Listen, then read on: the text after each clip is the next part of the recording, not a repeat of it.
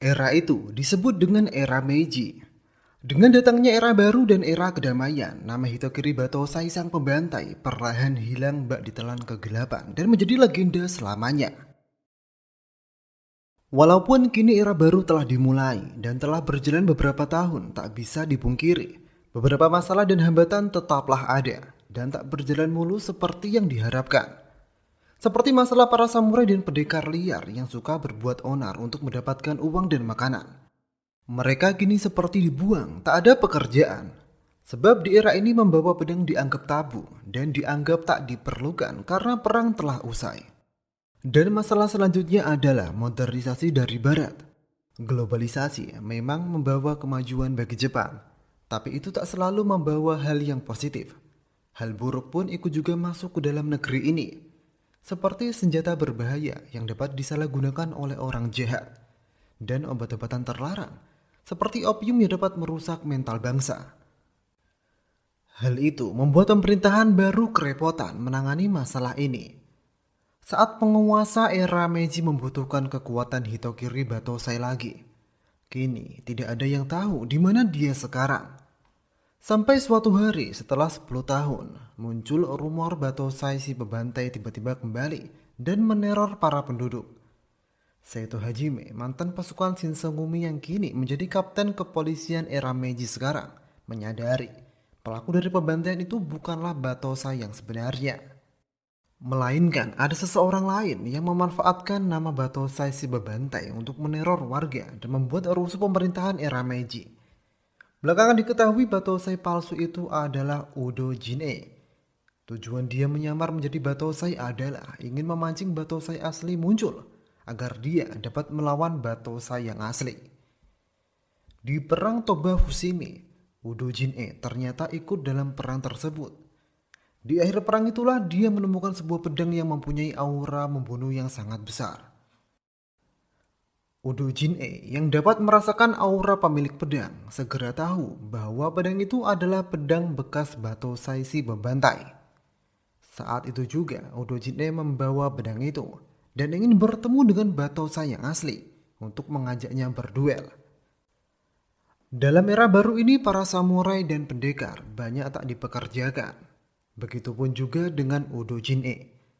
Kala itu ada seseorang pengusaha yang mau mempekerjakan Udo Jin-e bersama pendekar lainnya untuk membantunya mencapai tujuannya. Tujuan itu adalah menguasai beberapa wilayah di era baru Jepang. Pengusaha itu bernama Takeda Kanryu. Di balik citra pengusaha kaya raya, Kanryu ternyata menjalankan bisnis gelap, yaitu perdagangan opium dan senjata api ilegal. Maka dari itulah Takeda Kanryu butuh samurai dan pendekar hebat untuk melindunginya dan membantai siapapun yang menghalangi. Di samping mempekerjakan para pendekar, Takeda Kanryu juga mengeksploitasi seorang wanita bernama Megumi Takani untuk menjalankan bisnis opiumnya. Megumi sangat penting bagi Takeda Kanryu. Megumi adalah seorang ahli obat-obatan dan satu-satunya yang dapat menyempurnakan opium Takeda Kanryu. Sampai suatu hari, Megumi kabur dari Takeda Kanryu karena selalu disiksa dan dimanfaatkan.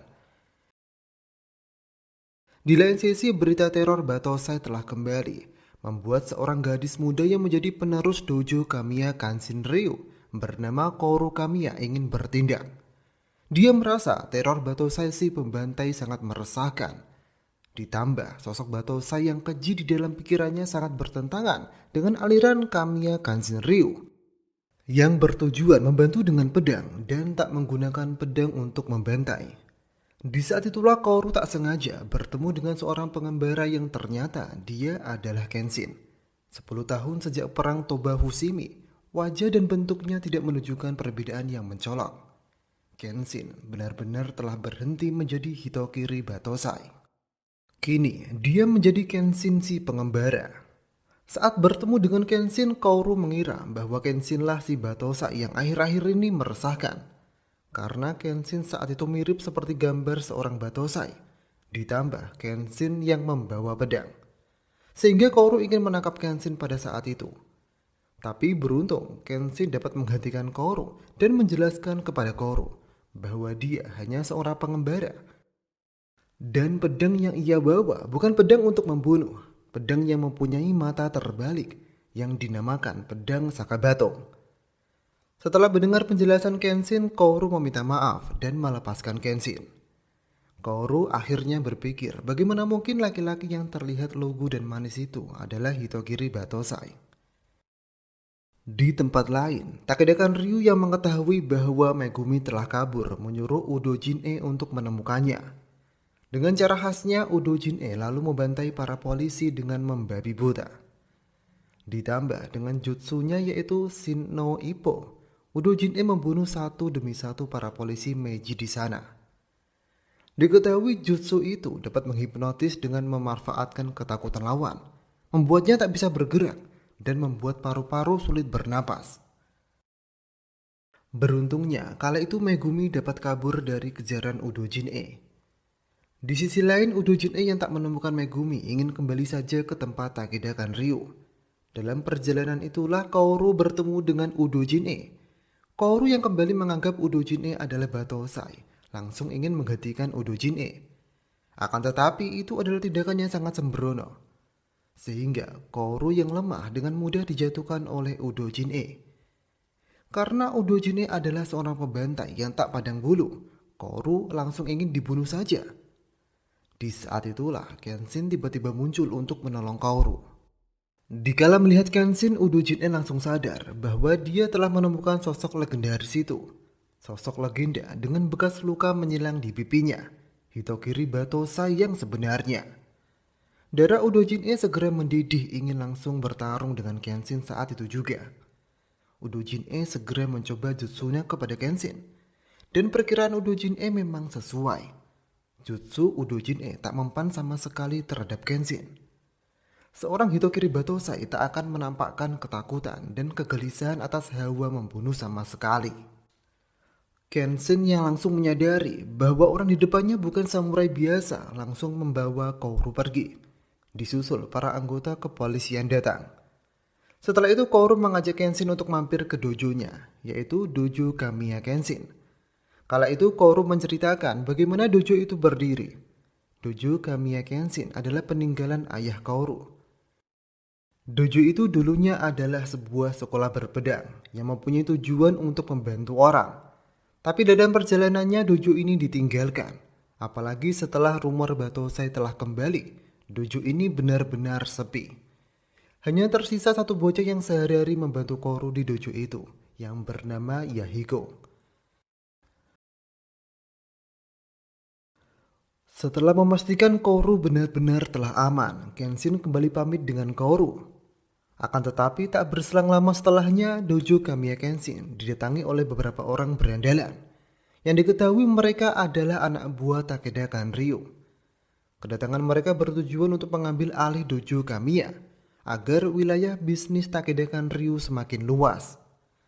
Kala itu Kaoru menolaknya, sehingga mereka melakukan aksi perusakan dan bertindak seenaknya. Kaoru dan Yahiko terlihat tak bisa berbuat apa-apa. Di saat itulah Kenshin kembali datang dan menghajar semua berandalan itu. Walau hanya sendirian, Kenshin dapat menumbangkan banyak berandalan menggunakan jutsu Hiden Mitsurugi Ryu. Awalnya Kaoru menganggap bahwa Udo Jin-e yang menyebut Kenshin adalah Hitokiri Batosai adalah kebohongan. Tapi kini dia benar-benar melihat sendiri kehebatan Hitokiri Batosai. Kaoru seakan tak percaya, laki-laki dengan penampilan lugu dan lucu yang pernah ia serang sebenarnya adalah Hitokiri Batosai yang melegenda selama ini. Kehebohan yang terjadi segera mengundang orang-orang dan para aparat untuk datang. Kenshin yang mengaku bahwa ini semua adalah ulahnya kemudian dibawa oleh aparat untuk ditahan. Di dalam penjara itulah Kenshin ditemui oleh Saito Hajime. Sudah sejak 10 tahun yang lalu mereka berdua kini kembali bertemu, tapi kini tidak dalam kubu yang masih berselisih. Saito Hajime lalu membawa Kenshin untuk bertemu dengan Aritomo Yamagata. Dia adalah jenderal kekaisaran Meiji yang sekarang menjadi petinggi era baru. Dulunya, Kenshin dan Yamagata adalah rekan dalam perang Toba Fushimi. Yamagata lalu meminta kepada Kenshin untuk kembali bertarung di sisinya dan kembali meminjam kekuatan Kenshin. Tapi Kenshin secara tegas menolak. Dia telah bersumpah untuk berhenti membantai orang dan ingin menjadi seorang pengembara. Perkataan Kenshin membuat Seito Hajime agak kesal karena terdengar konyol. Dengan mudahnya seorang pembantai legendaris berhenti di saat negara membutuhkan kekuatannya kembali. Apalagi saat Seito Hajime melihat pedang Sakabato Kenshin. Seito Hajime ingin membuktikannya. Seito Hajime lalu menghadapkan pedangnya ke arah Kenshin.